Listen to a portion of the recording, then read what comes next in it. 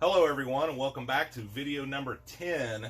This is the second to last video on my series involving owning a used Mercedes Benz product out of warranty. And I've been thinking about what I was going to do with this video if there was no new news. So I think what I'd like to do is kind of give you an idea of where I'd like to go with this channel after this series is concluded, and that'll be with the next video. I've had some really good questions in the comments section, one of which recently was why I hadn't talked about fuel economy yet. And that's a really good question. Reason is because my final video, I had always planned on doing a true cost of ownership video, and that'll basically tell you what I've spent start to finish for the first year of ownership outside of warranty, including all maintenance. I'll share with you the fuel economy. Spoiler alert, the fuel economy is not great.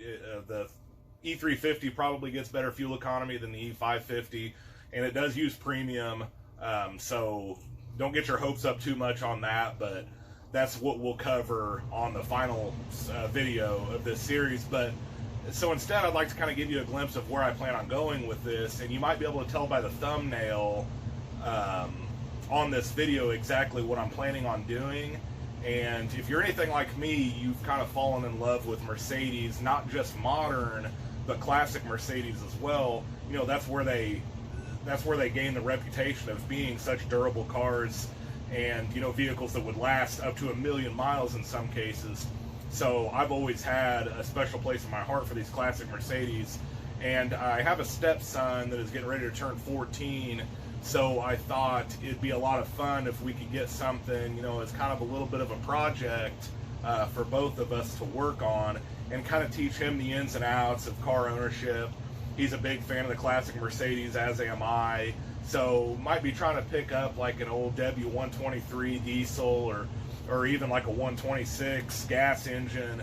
But I'd like to share with you an experience that I had recently where I went to look at a 126. It was a 1987 420 SEL locally, and it was a $500 car with a broken transmission line. Too good to be true, right? Well, I was willing to find out, so I took a battery up there and I went ahead and repaired the transmission line. And after driving it around for a while, I had realized this, and I'll let you take a look at it and share with you the reason why I don't currently own that vehicle.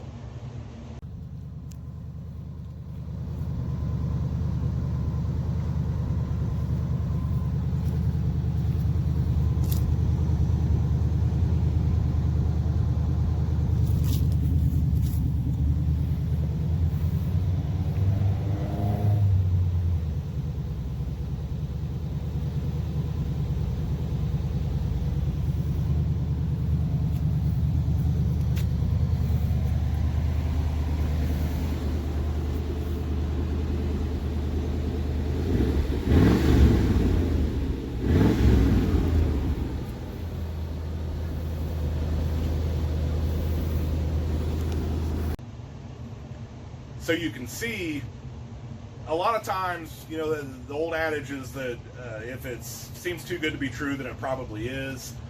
A lot of times that's the case, and that was the case here. I'm not ready to go through a complete engine rebuild, which I believe that car probably needed.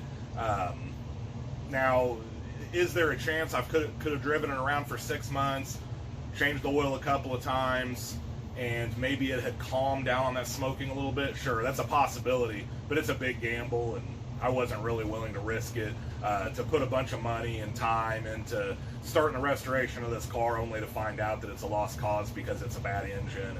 And you know, if you're willing to take on something like that, that's fine. It's just a little bit too much for me at this point. But the 123 little 300 CD coupe, that was an 85 coupe that's in the thumbnail. It was in Kansas City, here about 40 miles away from me, so we went to look at that, and it had a couple of rust holes in the back, and I don't do well with rust, but it was kind of a neat little car, and the price was decent, but it wasn't necessarily a steal, so I decided to go ahead and pass on that. Mechanical issues, as long as the engine's healthy, I like to have a healthy transmission and a rust-free chassis. Other than that, mechanical issues I'm fine with, but when you're talking about rust holes in the body, that's and that's what you can see, right? So there's always going to be undercarriage rust, maybe some floor pan rust that's really hard to see without pulling up the carpet and stuff like that. So that's a little bit too much as well. But I'm planning on finding something for he and I to work on. Like I said, probably an old 123 diesel, and I don't know when.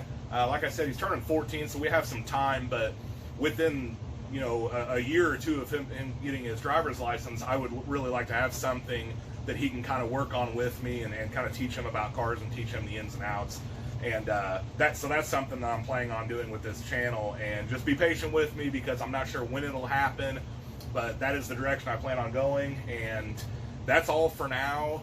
I look forward to sharing with you the conclusion of this video series, and that's when we will go over, you know, true cost of ownership, you know, all the maintenance that I've put into it, including oil changes. That's 3 oil changes.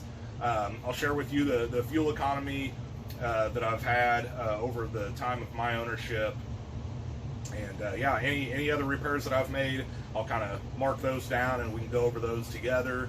But yeah, that's what I have planned for the final video, so look forward to that next month. And until then, have a good day, and I'll see you next time. Thanks for watching.